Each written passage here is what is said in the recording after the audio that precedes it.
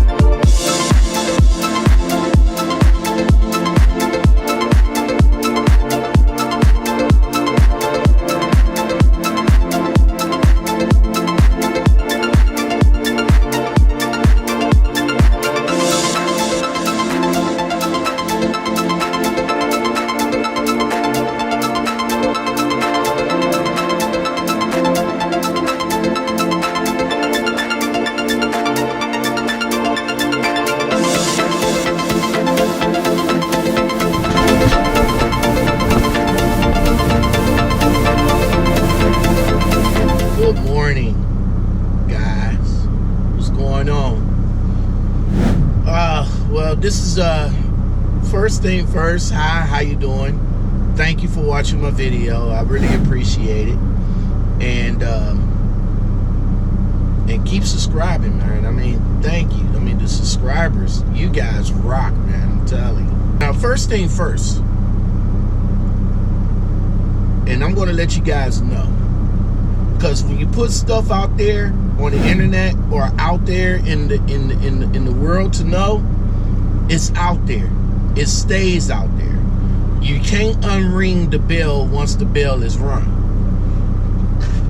All right. So I want to give you guys some tips right quick. If you feel kind of jaded by a company that you work for, or any companies that you've been working for or something like that, don't down talk them. Whatever you guys do not down talk the company that you work for, because it's out there, especially if you put it out there. Me, I'm a YouTuber, so just about everything I do, you know, ride wise, is out there. You guys know that I work for US XPRESS. You guys know that I'm a casino junkie. You guys know that I like to put out positive videos and stuff like that. And I try to keep things positive to a point. What I want to say is this right quick, and I'll keep it simple. When we take on a job of this magnitude, trucking, and I always say this, there has always been challenges of every situation that you get into with a trucking company. Challenges with the customer, challenges with the receivers, challenges while you're driving, challenges for your bagging, and all sorts of challenges with your fleet manager, or whatever the case. Now, my fleet manager is awesome. I mean, we have our ups and downs, but for the most part, we always come to a middle ground. Now, some things I don't put in the fleet manager's hands as being problematic. More so that I will put in the planners and or the CSRs. You see what I'm saying? So, you know, sometimes the CSR will put a pre-plan on you, and then when your fleet manager sees it, and then she sees what you're doing out here, that pre-plan might not be beneficial to you, and it's up to your fleet manager to get you one that is beneficial to you.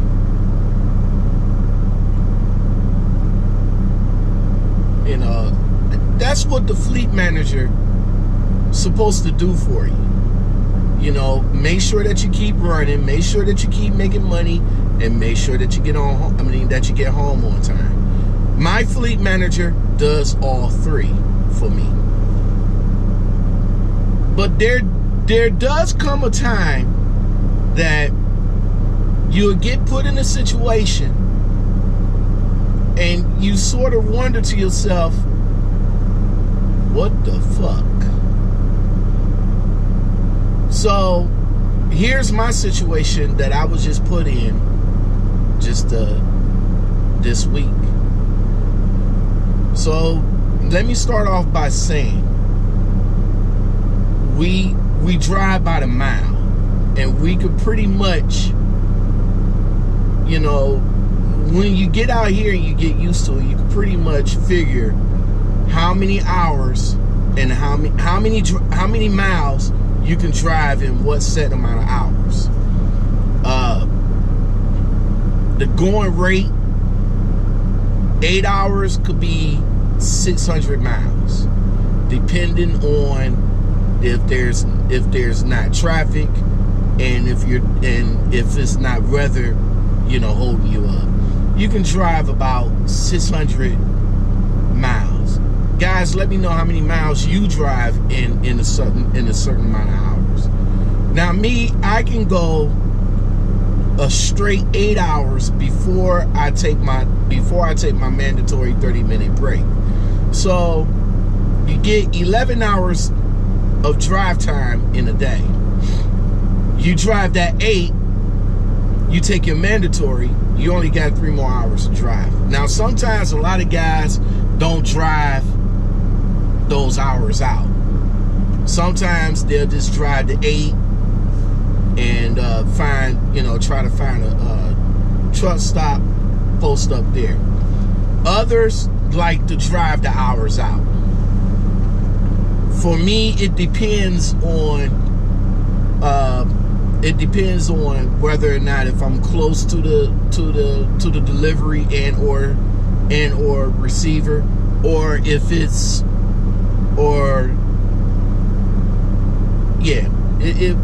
I'm close to the receiver or the delivery, then I will try and push it. If not, then I'll just get it there the next day at the time it's supposed to be there. For situations, you know, you get a load assignment and you look at it and you say, oh, I can have it there in the same day. And you be like, cool. But unfortunately, you'll get in a situation that it'll take you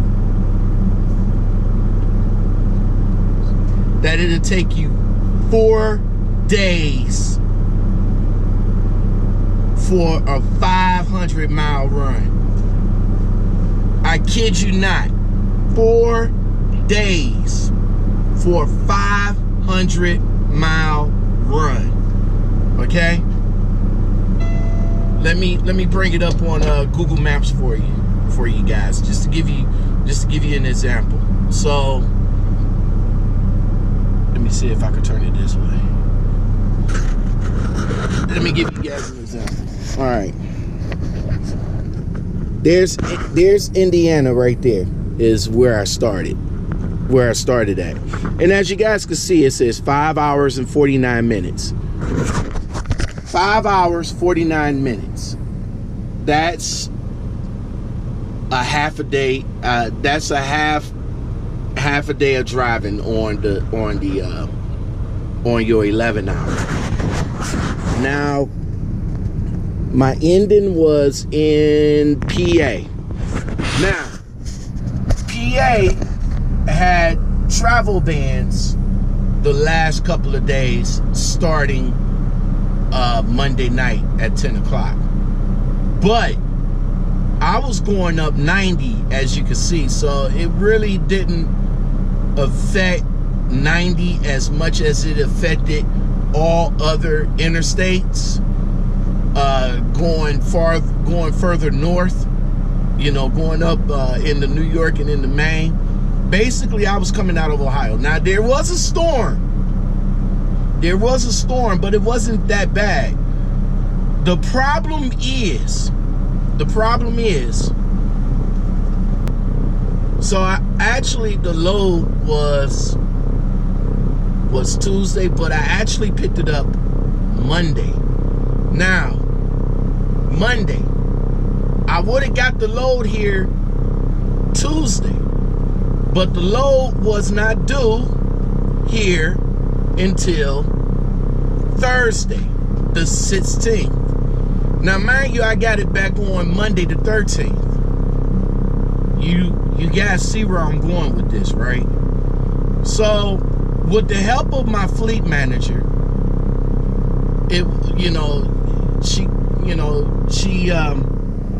she asked if I could just drop this at a yard. Now, mind you, being that I was heading from Indiana, I could have dropped it at the Ohio yard. I could have dropped it at the Springfield yard, the Toledo yard, and if quite possibly, I could have dropped it at the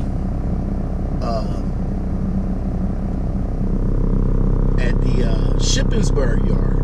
But Shippensburg is up there by 80 and 79 where the travel ban was at. So I probably couldn't have made that one. But definitely Springfield, Ohio. I could have dropped it there, got another load, and kept rolling. Couldn't do that. Could not do that. So I got the load and I brought it to Columbus, Ohio, where I shut it down and, you know, did my 10 hour. I did my 10 hour in Columbus. Then from Columbus, I came up to Cleveland. I shut it down and did my 10 hour in Cleveland. That was last night. Finally, I got up this morning. Now, listen to this though. I got up this morning at about 3 o'clock, 3:30. I got to my truck, pre-tripped at my truck, got inside, started up, let the truck warm up so it can get warmed up. And then at about 4 o'clock, wait, I'm looking, my fault. I'm looking at the wrong one. My bad. They called me this morning. They didn't text message me. They called me at 4:27 this morning, asking me, am I going to get the load to Tractor Supply on time? Now that's cool. I understand you know, I understand we all got jobs to do. Okay? But my thing is this. I was only an hour and a half away. The appointment wasn't until 7 o'clock. I got up and actually got rolling at 5.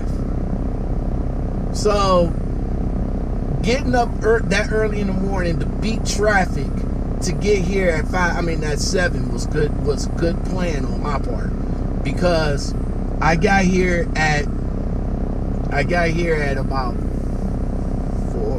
5:30, 6 o'clock, made good time. And like I said, the appointment wasn't until 7. So the CSR is asking the fleet manager, the night fleet manager, to ask me, am I going to make this appointment on time? Now, I'm thinking, maybe if I would have got up late or something like that and I didn't have an hour and a half, that would have been a legitimate call. But calling me at 4 o'clock to ask me if I want to get here on time, by 7 o'clock, I had way enough time to get here at 7 o'clock. What you think I was gonna do? Definitely not oversleep. I wish I could oversleep, but I didn't. I actually got up at 3 this morning. So long story short, you know, I finally got here at Tractor Supply. Right here. Out here in Erie, PA. Now the storm seceded. The storm is seceded, and everything is I'm not going to say everything's back to normal, but the travel ban has been lifted. We can start back doing 65 instead of 45, and everything else is going back kosher. Now I do have a pre-plan coming from Erie going to York. Now, unfortunately, today my fleet manager is not in today, so I'm not sure how getting the pre-plan out of the Northeast is going to work on my behalf. I'm going to see if I can, because don't like being up here. Don't like being up here. All right, guys. Well, thank you very much. And if you guys are interested in coming over to US XPRESS, they are looking for they are looking for regional drivers to drive the Northeast region. In my theory with that, I think they're looking for Tractor Supply drivers. Because I really hate to say this, but it's about the only thing that comes out of the Northeast is Tractor Supply. And Tractor Supplies has some of the weirdest back-end situations that you can ever encounter. But in any case, they are looking for for regional drivers. So if you do live in the Northeast, anywhere from Ohio all the way up to Maine, they are looking for Northeast region drivers. You're home. I'm not going to say you're home daily, but you are home weekly to do your weekly 34. Pays good, and they got a $10,000 sign-on bonus. Now, I already work here. I mean, what I need to do to get that? Quit and get rehired so I can get the 10 grand? Come on, US XPRESS. Hook a brother up. Hook your people that's already here up, man.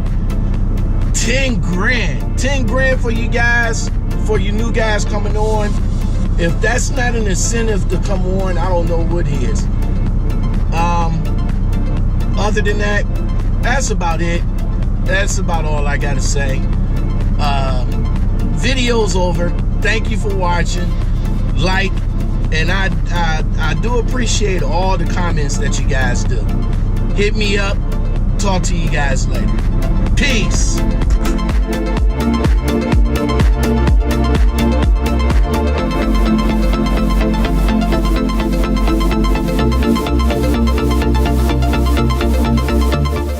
Backing situation. What I tell you. I mean, I came up that way, right there. Had to come all the way up on that grass right there and do a blind side into the dock right there. Now, I was kind of thinking I could have came like from right there, came all the way over here, close to there, and then make my super swing out to come over here and then do my side in. But being that it was dark this morning and I couldn't see, I had to start from up in the cut right there, and I had to watch that box while I was making my cut to Back into my dock right there. Back in situation done. Truck is docked. Truck is getting unloaded. Rear done.